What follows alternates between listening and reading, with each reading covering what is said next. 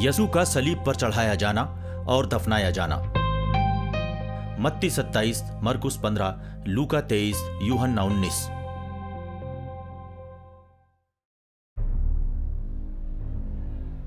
और जब उनको लिए जाते थे तो उन्होंने शमून नामी एक क्रेनी को, जो देहात से आता था, पकड़कर सलीब उस पर रख दी कि यसू के पीछे पीछे ले चले।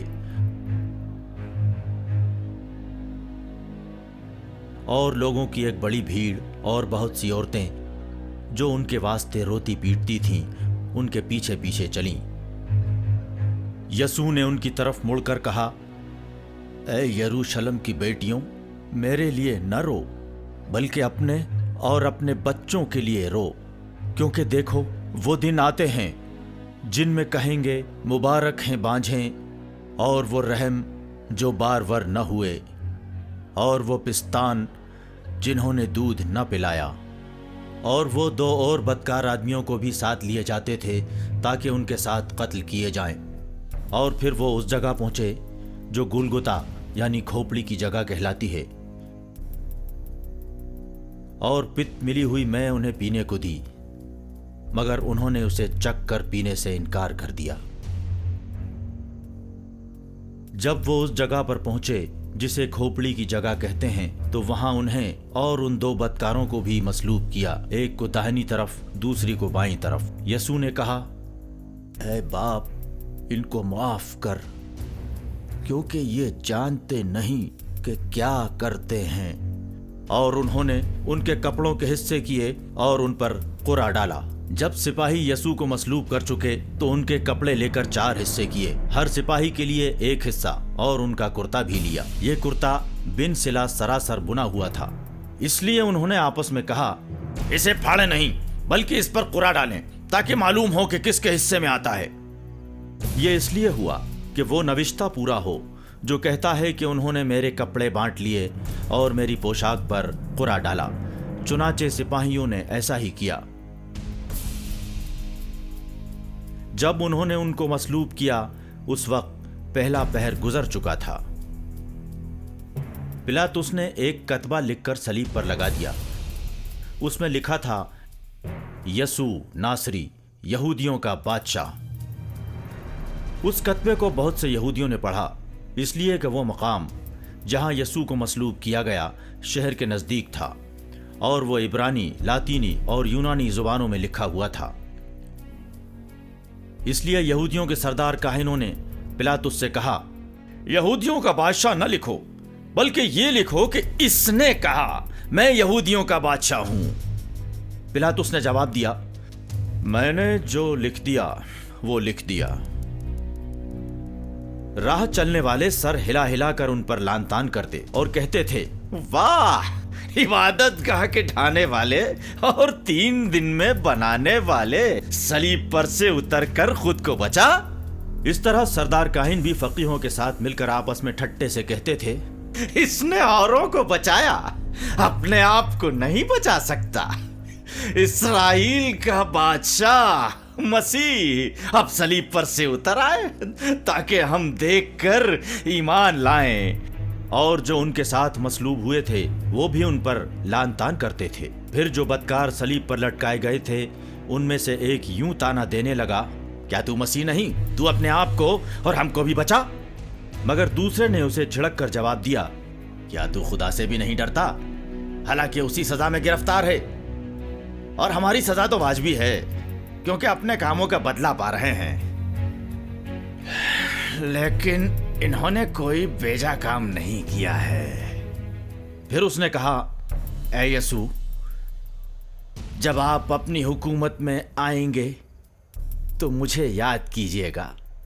यसू ने उससे कहा, मैं तुमसे सच कहता हूं कि आज ही तुम मेरे साथ जन्नत में होगे। यसू की सलीब के पास उनकी माँ की बहन क्लोपस की बीवी मरियम और मरियम मगदलिनी खड़ी थीं। यसू ने अपनी माँ और उस शागिर्द को जिससे मोहब्बत करते थे पास खड़े देखकर माँ से कहा, ऐ खातून, देखिए, ये आपका बेटा है। फिर शागिर्द से कहा, دیکھ تیری ماں یہ ہے. اور اسی وقت سے وہ شاگرد انہیں اپنے گھر لے گیا. اس کے بعد یسوع نے جان لیا اب سب باتیں تمام ہوئیں تاکہ نوشتہ پورا ہو، تو کہا، میں پیاسا ہوں. وہاں سرکے سے بھرا ہوا ایک برتن رکھا تھا. انہوں نے سرکے میں بھگوئے ہوئے اسپنج کو زوفے کی شاخ پر رکھ کر یسوع کے منہ سے لگایا. جب دوپہر ہوئی تو تمام ملک میں اندھیرا چھا گیا اور تیسرے پہر تک رہا. تیسرے پہر کو یسوع بڑی آواز سے چلائے، الہی الہی لما شبقتنی، جس کا ترجمہ ہے، اے میرے خدا، اے میرے خدا، تو نے مجھے کیوں چھوڑ دیا؟ جو پاس کھڑے تھے ان میں سے بعض نے یہ سن کر کہا، دیکھو دیکھو وہ ایلیا کو بلاتا ہے. پھر یسوع نے بڑی آواز سے پکار کر کہا، اے باپ، میں اپنی روح آپ کے ہاتھوں میں سونپتا ہوں. اور یہ کہہ کر آخری سانس لی. عبادت گاہ کا پردہ اوپر سے نیچے تک پھٹ کر 2 ٹکڑے ہو گیا اور زمین لرزی اور چٹانیں تڑک گئیں، قبریں کھل گئیں اور بہت سے جسم ان پاک ہستیوں کے جو سو گئے تھے جی اٹھے. اور ان کے جی اٹھنے کے بعد قبروں سے نکل کر مقدس شہروں میں گئے اور بہتوں کو دکھائی دیے. اور جو صوبیدار ان کے سامنے کھڑا تھا اس نے یوں دم دیتے ہوئے دیکھ کر کہا، بے شک یہ آدمی خدا کا بیٹا تھا. وہاں کئی عورتیں دور سے دیکھ رہی تھیں. ان میں مریم مگدلینی اور چھوٹے یعقوب اور یوسیس کی ماں مریم اور سلومی تھیں. جب وہ گلیل میں تھے یہ ان کے پیچھے ہو لیتیں اور ان کی خدمت کرتی تھیں.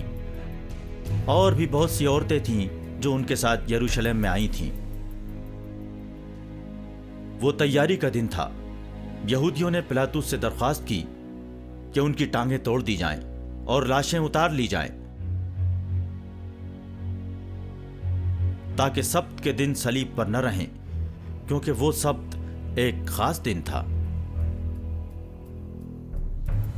سپاہیوں نے آ کر پہلے اور دوسرے شخص کی ٹانگیں توڑیں جو ان کے ساتھ مصلوب ہوئے تھے.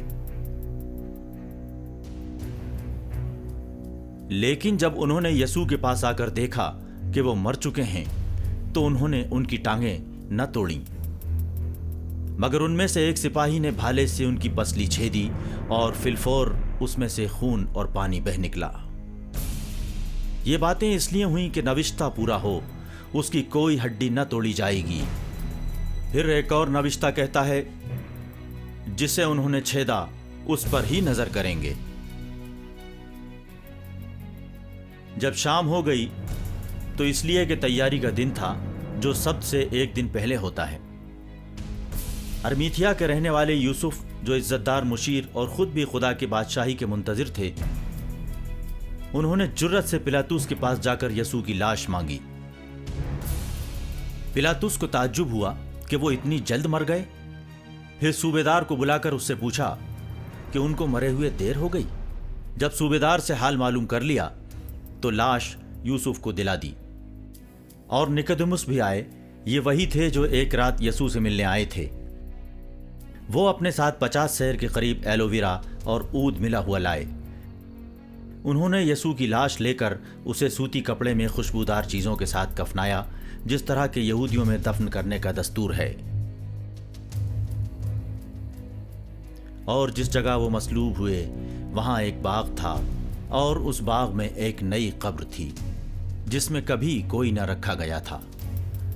انہوں نے یہودیوں کی تیاری کے دن کے باعث یسوع کو وہیں رکھ دیا کیونکہ یہ قبر نزدیک تھی. اور مریم مگدلینی اور یوسیس کی ماں مریم دیکھ رہی تھیں کہ ان کی لاش کہاں رکھی گئی ہے. اور ان عورتوں نے جو ان کے ساتھ گلیل سے آئی تھیں پیچھے پیچھے جا کر اس قبر کو دیکھا اور یہ بھی دیکھا کہ ان کی لاش کس طرح رکھی گئی، اور لوٹ کر خوشبودار چیزیں اور عطر تیار کیا اور آرام کے دن قاعدے کے مطابق آرام کیا.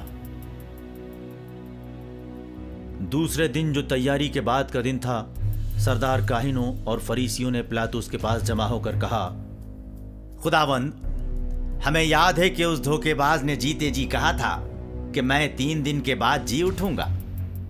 बस हुक्म दीजिए कि तीसरे दिन तक कब्र की निगहबानी की जाए। कहीं ऐसा ना हो कि उसके शागिर्द आकर उसे चुरा ले जाएं और लोगों से कह दें कि वो मुर्दों में से जी उठा, और यह आखिरी धोखा पहले से भी बुरा होगा। पिलातुस ने उनसे कहा, तुम्हारे पास पहरे वाले हैं, जाओ जहां तक तुमसे हो सके उसकी निगहबानी करो। वो पहरे वालों को साथ लेकर गए और पत्थर पर मुहर करके कब्र की निगहबानी की।